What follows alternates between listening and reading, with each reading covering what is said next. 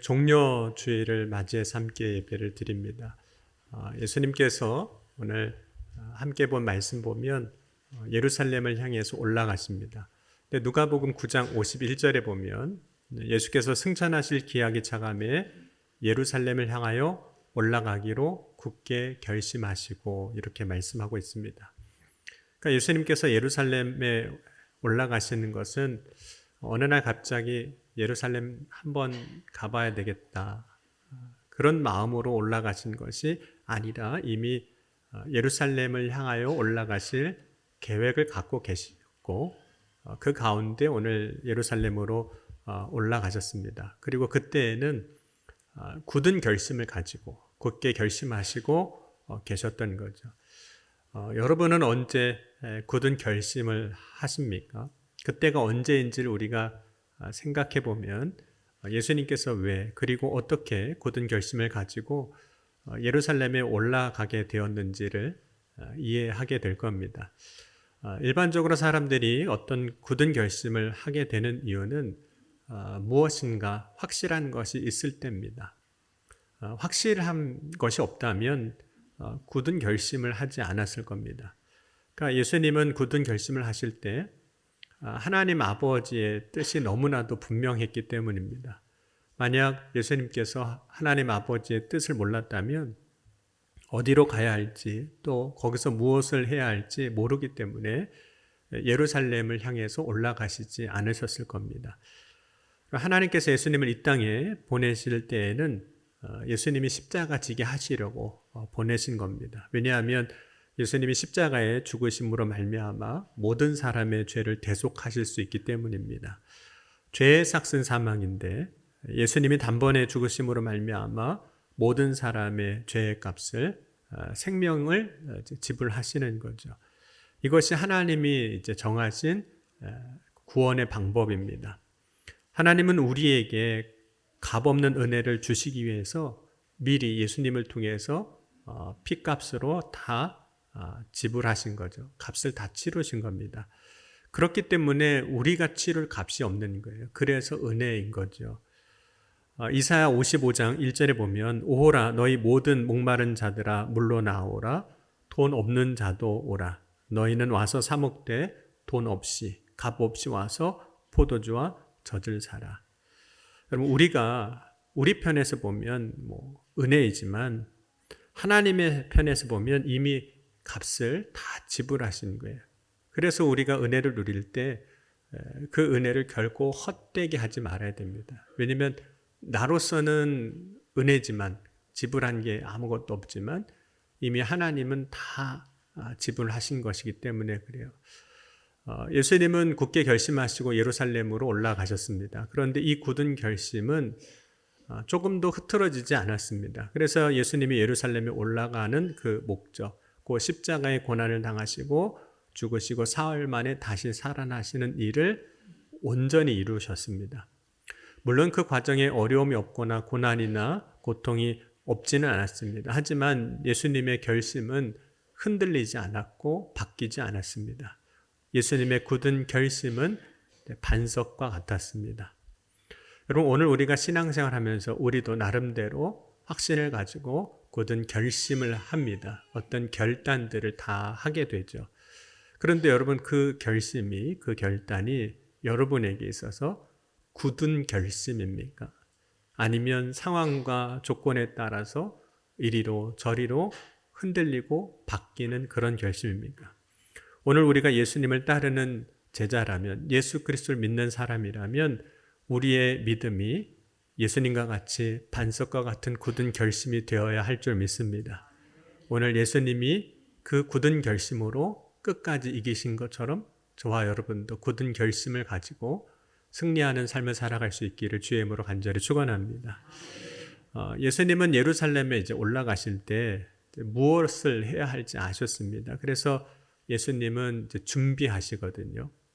예수님은 준비 없이 뭔가 하시지 않으셨습니다. 그냥 되는 대로 하지 않으셨다는 거예요. 여러분 우리는 때로 대충 되는 대로 할 때가 있잖아요. 근데 하나님의 역사는 늘 준비가 있었습니다. 그래서 하나님은 이스라엘 백성들이 안식일을 지킬 때조차도 먼저 전날에 그 안식일을 준비하게 하셨습니다. 그래서 안식일 전날을 준비일이라고 부릅니다. 안식일 전날을 준비일. 여러분, 오늘 우리가 구약의 율법을 따라서 안식일을 지키는 것은 아니지만 우리가 주님 앞에 나와서 예배하는 이 시간, 여러분 어제 준비하셨습니까? 내가 정말로 하나님 앞에 온전한 믿음으로 드리는 예배를 위해서 나는 무엇으로 준비했는가 하는 거예요. 예수님은 무엇으로 준비하셨을까요? 예수님은 예루살렘에 올라가실 때 나귀를 준비하시는 거예요. 특별히 나귀가 준비되었다고 제자들에게 말씀하시거든요. 오늘 누가복음 19장 30절을 보면 이르되 너희는 맞은편 마을로 가라. 그리로 들어가면 아직 아무도 타보지 않은 나귀 새끼가 매어 있을 것을 보리니 풀어 끌고 오라, 이렇게 말씀합니다. 그래서 제자들에게 가보면 그 준비된 것을 보게 된다는 거예요.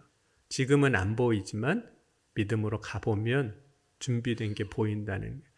여러분, 창세기 22장 13절에도 아브라함이 이삭을 번제로 드리러 갈 때 모리아 산에 가서 눈을 들어보니 하나님이 준비해 놓으신 숫 양이 있었어요. 갈 때는 준비되었는지 어쨌는지 모르고 그냥 말씀을 따라갔는데 가서 눈을 들어보니 준비되어 있었던 거죠. 왜 예수님은 나귀를 준비하신 걸까요? 예수님이 나귀를 타고 가시는 걸 보면 그 이유가 정말 나귀를 타려고 그 나귀를 준비하셨거든요. 또한 이것은 스가랴 선지자로 예언된 말씀을 이루시려고 하신 것입니다. 곧 예수님이 나귀를 타고 예루살렘 성에 입성하시는 것은 메시아 곧 구원자이심을 보여주시는 거예요. 왜냐하면 스가랴 9장 9절과 10절에 보면 이렇게 말씀을 하고 있기 때문입니다. 시온에 따라 크게 기뻐할지어다. 예루살렘에 따라 즐거이 부를지어다. 보라, 내 왕이 내게 임하시나니 그는 공의로우시며 구원을 베푸시며 겸손하여 나귀를 타시나니 나귀의 작은 것 곧 나귀 새끼니라. 그래서 스가랴 말씀을 통해서 구원자가, 우리를 구원하실 메시아가 어떻게 오실지를 말씀하셨거든요. 그 말씀을 그대로 이루시는 거죠. 그런데 예수님이 나귀를 타실 때, 이 나귀를 타실 때 그 주변의 분위기, 상황하고는 사실 잘 어울리지 않는 것이었습니다. 왜냐하면 예수님이 지금 유대인의 왕으로 오셨다라고 선포를 하고 있기 때문입니다. 그럼 마태복음 2장 1절에서 2절에도 보면 동방에서 온 박사들이 예수님을 경배하러 찾아올 때 이렇게 이야기를 합니다. 헤롯 왕 때에 예수께서 유대 베들레헴에서 나심에 동방으로부터 박사들이 예루살렘에 이르러 말하되 유대인의 왕으로 나시니가 어디 계시냐? 우리가 동방에서 그의 별을 보고 그에게 경배하러 왔노라 하니. 그래서 동방에서 온 그 박사들은 유대인의 왕으로 오셨기 때문에 당연히 헤롯 궁에, 왕궁에 있을 거라고 생각하고 헤롯을 이제 찾아갔던 거죠. 예수님이 예루살렘 성에 입성하실 때 사람들은 예수님을 이제 왕이라고 찬송을 하고 있습니다. 누가복음 19장 37절, 38절 보면 이미 감람산 내리막길에 가까이 오심에 제자의 온 무리가 자기들이 본 바 모든 능한 일로 인하여 기뻐하며 큰 소리로 하나님을 찬양하며 이르되 찬송하리로다 주의 이름으로 오시는 왕이요 하늘의 평화요 가장 높은 곳에 영광이로다 하니. 여러분, 동방에서 온 박사들이 예수님을 찾으러 갈 때 헤롯 왕궁으로 찾아갔던 이유는 왕이니까 왕궁에 있는 것처럼 왕은 왕의 대접을 받아야 되는 거거든요. 그럼 왕은 어떤 대접을 보통 받냐면 높은 자리에 앉습니다. 왕이기 때문에. 그럼 권위를 나타나기도 하죠. 또 왕은 항상 대접받는 자리에 앉습니다. 그렇다면 유대인으로 왕으로 오신 예수님이 그 왕후에 걸맞게 대접을 받아야 한다면 나귀를 타시면 안 되는 거죠. 여러분, 예수님은 유대인의 왕으로 오셨음에도 불구하고 가장 낮은 자리로 오셨어요. 예수님이 유대인의 왕으로 오셨다고 할 때 예수님은 베들레헴 작은 도시 강보에 쌓여 구유에 누워 계셨습니다. 유대인의 왕으로 오셨음에도 불구하고 예수님 가장 낮은 자리로 오셨고, 유대인의 왕으로 오셨음에도 불구하고 가장 작은 것을 타시는 거죠. 예수님께서 이렇게 하신 이유는 예수님께서 이 땅에 오신 것은 섬김을 받기 위한 것이 아니라 자기 목숨을 많은 사람들에게 대속물로 주려고 오셨기 때문입니다. 예수님은 섬기기 위해서 오셨어요. 그러니까 예수님은 세상을 섬기러 오실 때 헤롯 궁이 필요하지가 않은 거죠. 예수님이 세상을 섬기러 오셨기 때문에 좋은 말과 같은 그런 게 필요하지 않으셨던 거죠. 여러분, 왕이 보통 이제 성에 입성할 때는 말이나 마차를 타고 입성을 합니다. 그러므로 예수님이 섬김을 받는 유대인의 왕으로 입성하신다면 그와 유사한 모습으로 하셨을 겁니다. 때로는 왕이 전쟁에 이기고 성에 입성할 때도 마찬가지였습니다. 그런데 예수님은 작은 나귀 새끼를 타실 뿐이에요. 예수님이 나귀 새끼를 타시는 것은 하나님이 예수님을 이 땅에 보내신 목적, 그 섬김의 사명대로 사시는 겁니다. 그러므로 예수님은 나귀를 타는 것이 아무런 문제가 되지 않죠. 왜냐하면 본래 섬기러 오셨으니까. 예수님이 유대인의 왕 헤롯 궁에 오시지 않아도 그 위에 누워 있어도 아무런 문제가 되지 않는 거예요. 왜냐하면 섬기러 오셨기 때문에. 다만 예수님은 예수님의 탈 나귀를 제자들에게 준비하게 하셨는데, 제자들이 준비하는 것은 어딘가 가서 제자들이 알아서 준비하는 것은 아닙니다. 예수님이 말씀하신 곳에 갔을 때 이제 그곳에서 준비된 것을 이제 가져오는 거죠. 그래서 예수님은 제자 둘을 이제 보내실 때 맞은편 마을로 가서 아직 타보지 않은 나귀 새끼를 보게 될 것이고, 이제 그것을 풀어오라고 하신 겁니다. 뿐만 아니라 누군가 나귀를 끌고 가는 것에 대해서 묻게 되면 주가 쓰시겠다, 이렇게만 선포하라고 가르쳐 주셨습니다. 예수님은 제자들에게 말씀하실 때 모두 준비된 것을 이제 하게 하신 거죠.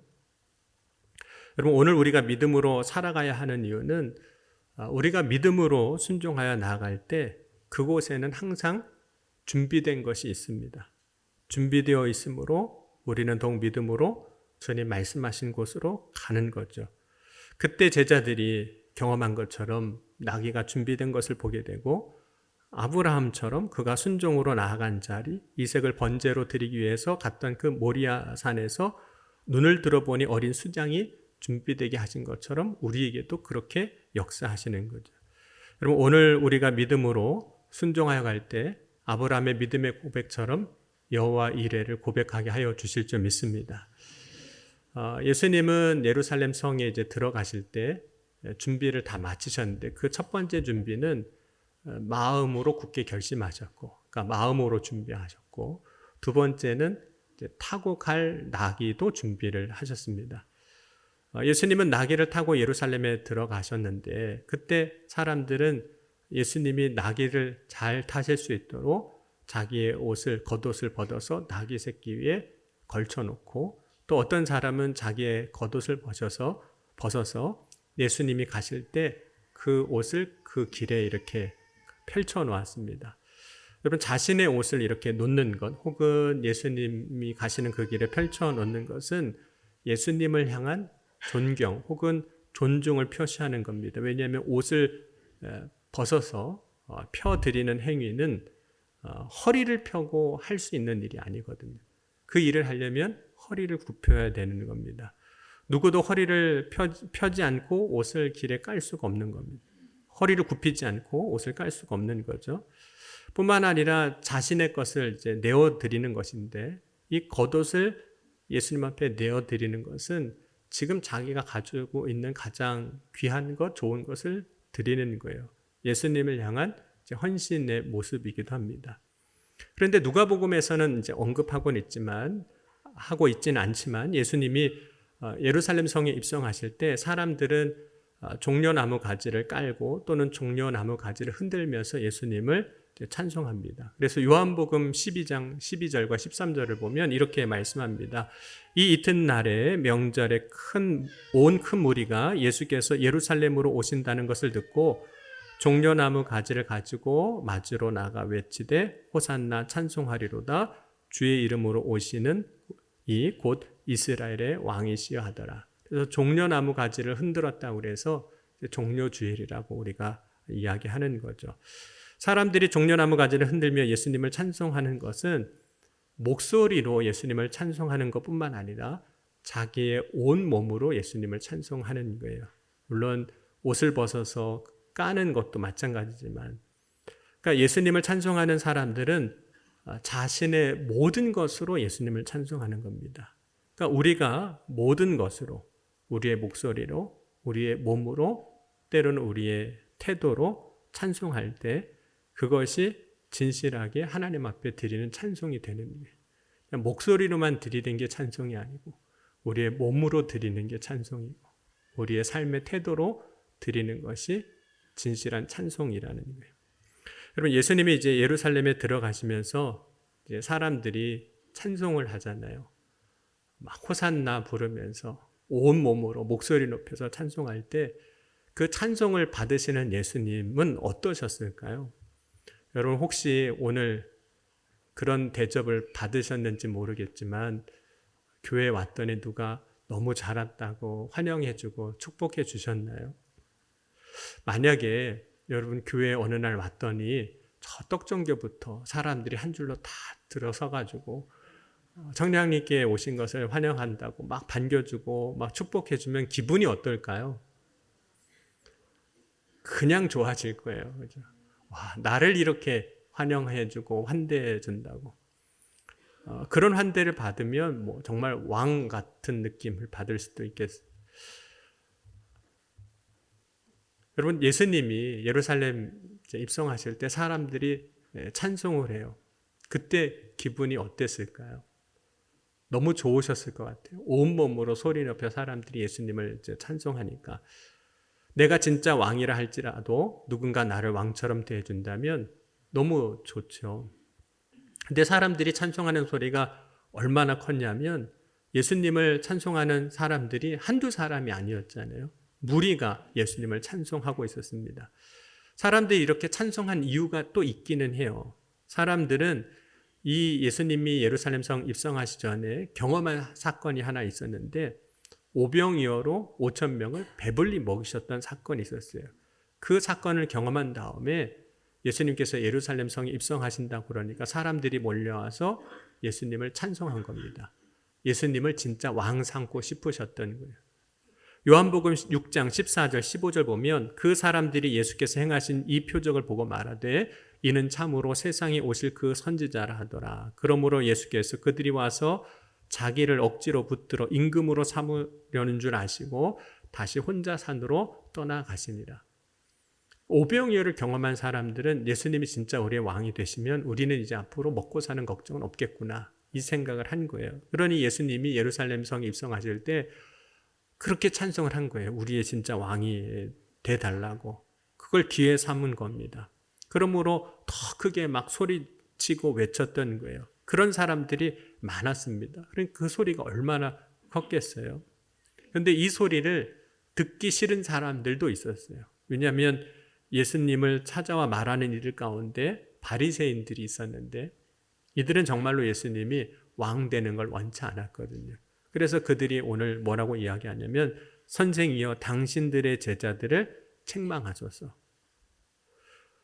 그런데 예수님은 비록 이들이 다른 이유와 혹 목적으로 예수님을 지금 찬송한다 할지라도 그 찬송하는 것을 그냥 두게 하셨어요. 왜냐하면 지금 예수님이 예루살렘에 입성하는 그 일은 하나님의 뜻을 이루시기 위해서 하시는 그 일은 또 예수님은 찬송을 받으셔야 하기 때문에 그래서 오늘 40절에 이렇게 이야기를 하셨던 겁니다. 40절은 같이 함께 읽겠습니다. 대답하여 이르시되 돌들이 소리 지르리라 하시니라. 그래서 예수님은 찬송을 지금 받으셔야 하는 거예요. 예수님이 비록 나귀 새끼를 타고 예루살렘에 입성하시지만 예수님은 사람들의 찬송을 받으십니다.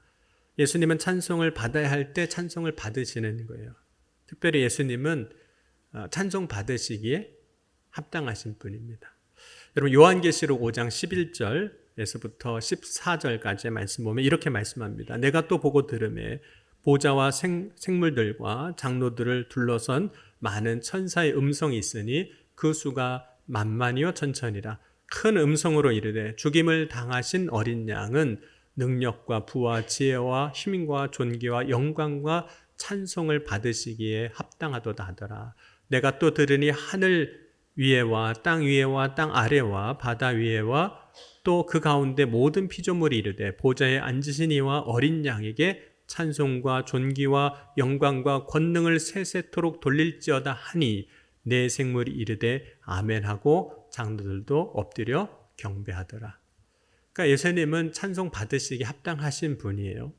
그러니까 예수님이 지금 예루살렘 성에 입성하실 때 그 분위기, 그 찬송 소리를 보면 밝은 분위기죠. 굉장히 경쾌하기도 하고, 뿐만 아니라 예수님이 찬송 받으시는 그때 앞으로 좋은 날을 소망하는 희망이 있어 보였어요. 사람들에게는 왕 되시면 너무 좋은 거잖아요.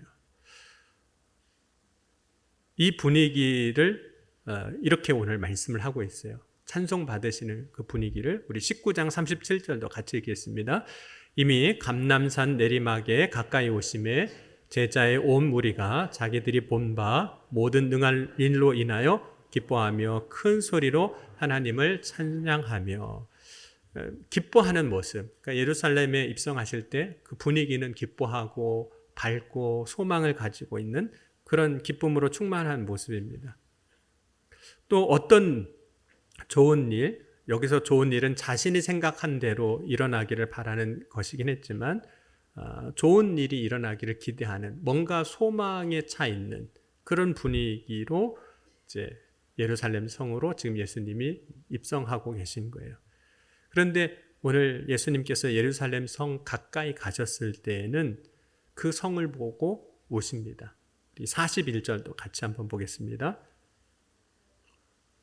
함께 읽겠습니다. 가까이 오시며. 예수님이 왜 우셨을까요? 예수님이 당할 고난을 생각하면서 우셨던 걸까요? 내 팔자야 하시면서 우셨던 걸까요?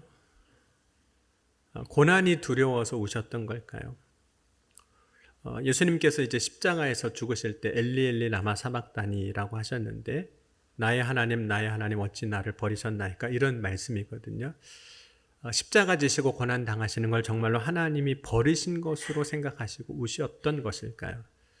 결코 그렇진 않습니다. 예수님이 우신 까닭은 지금 굉장히 멋져 보이는 대단한 예루살렘 성이지만 심지어 제자들이 예수님 앞에서 아름다운 돌과 헌물로 꾸며진 그 성전을 가르치며 자랑까지 했지만 예수님은 이 성전이 다 무너질 걸 보셨거든요. 그걸 경고하셨어요. 그러니까 예수님의 그 울음은 멸망을 당한 그 예루살렘을 바라보시면서 우셨던 겁니다.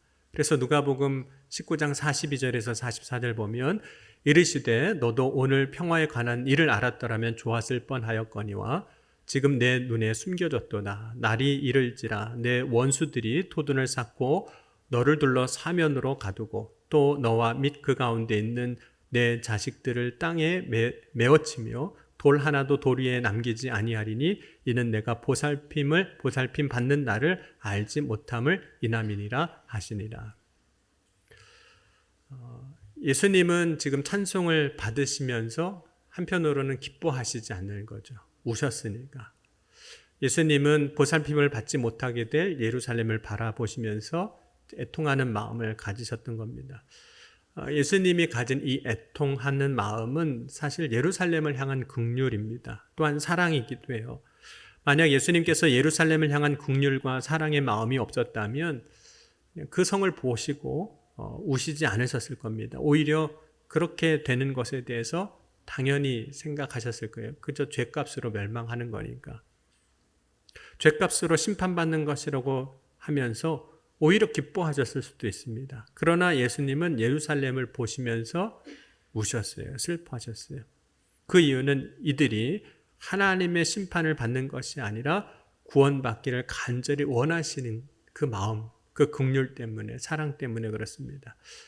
여러분은 누군가를 보면서 애통하는 마음이 들 때가 있으신가요? 애통하는 마음이.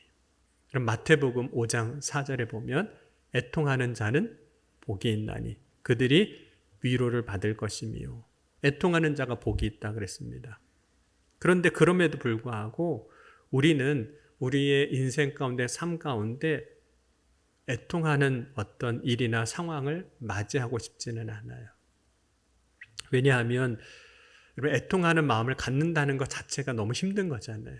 물론 남의 일이라 할지라도, 나의 일뿐만 아니라 남의 일이라 할지라도. 게다가 지금 예수님이 예루살렘 성에 올라가실 때는 지금 어떤 일을 하고 있었냐면 사람들이 찬송을 하고 있어서 찬송을 받고 있는 중이에요. 지금 찬송받는 분위기인데 애통하는 일이 있으면 분위기 다 깨는 거잖아요. 다 깨는 거예요.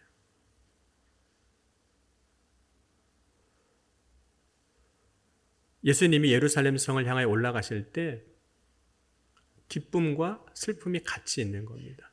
한쪽에서는 찬송받고 있지만 한쪽에서는 애통하는 마음을 가지고 예루살렘 성에 올라가시는 거예요.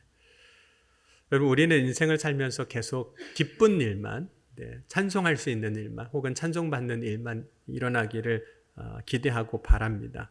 그러나 하나님은 우리의 삶에 다른 일도 함께 있게 하시는 거예요.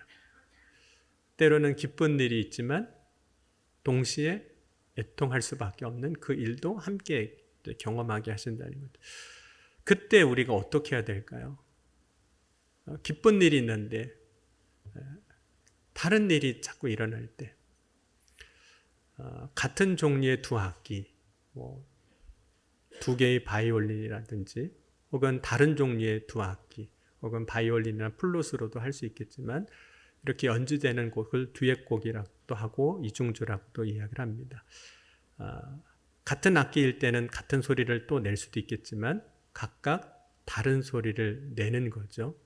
근데 각각 다른 소리를 낸다 할지라도 그 악기의 소리가 결국에는 화음이 되어서 아름다운 음악이 되는 겁니다.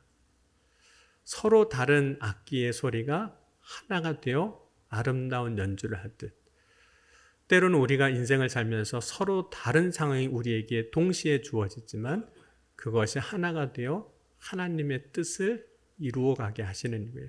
지금 예수님이 예루살렘 성에 들어가시는 장면이 꼭 그런 상황인 겁니다.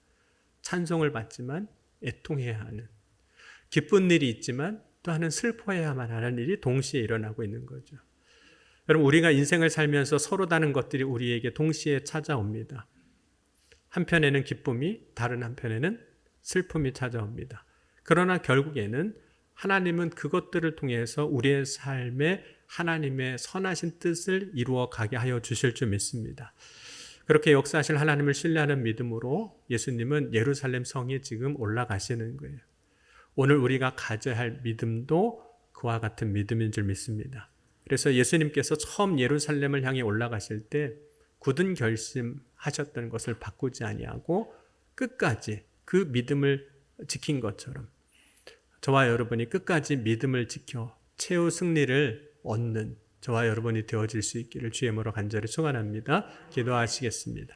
오늘 주신 말씀 붙잡고 함께 기도할 때 오늘 이 시간 예루살렘에 올라가신 그 찬송을 받으시지만 또한 애통하는 마음을 가진 그 예수님을 바라보면서 오늘도 우리가 믿음을 가지고 끝까지 승리하는 자가 되게 하여 주옵소서. 최후 승리하기까지 우리의 믿음을 지켜나가게 하여 주옵소서. 이 시간 함께 우리 소리내어 기도하시겠습니다. 지금도 살아계시고 역사하신 하나님 아버지 감사합니다. 오늘 이 아침에도 주님을 바라고 소망하며 믿음으로 나아갑니다. 주님, 이 시간 우리가 구할 때 응답하여 주시고 최후 승리 얻기까지 우리의 믿음을 지켜나가게 하여 주옵소서. 우리 안에 펼쳐지는 그 상황들 가운데서도 하나님의 선하신 구원의 역사가, 하나님의 선하신 뜻이 있기에 우리 가운데 역사하여 주신 줄 믿습니다. 이 아침에 주님 바라고 소망하며 믿음으로 나아갈 때 우리가 구할 때 응답하여 주옵소서. 주님의 놀라운 은혜가 선포되게 하시고 주님의 놀라운 사랑이 오늘 이 시간 우리 가운데 임하게 하여 주시옵소서. 주님 능히 역사하시고 이루실 줄 믿습니다. 오늘 이 아침에 주님을 사모하며 구하는 가운데 응답하시고 역사하시고 역사하시고 채워 주옵소서. 깨달아 알게 하시고 우리의 삶을 인도하여 주옵소서. 주님 역사하실 줄 믿습니다. 주님 우리의 믿음을 굳게 하여 주실 줄 믿습니다. 오직 주님 안에 서게 하여 주실 것을 믿습니다. 주의 놀라운 사랑 안에서 오늘도 기쁨과 감사와 찬송으로 승리케 하여 주옵소서. 사랑의 주님 감사합니다. 오늘 이 아침에도 우리의 삶에 역사하실 주님을 기대하고 소망하며 우리의 믿음을 끝까지 지키며 나아가 최후 승리 얻기까지 주님께 영광 돌리는 주님의 자녀들로 서게 하여 주옵소서. 오늘 이 아침에도 주님께서 각 사람 가운데 역사하시고 우리의 믿음을 세워주신 줄 믿사오며 사랑이 많으신 우리 주 예수 그리스도의 이름으로 감사하며 간절히 기도하옵나이다. 아멘.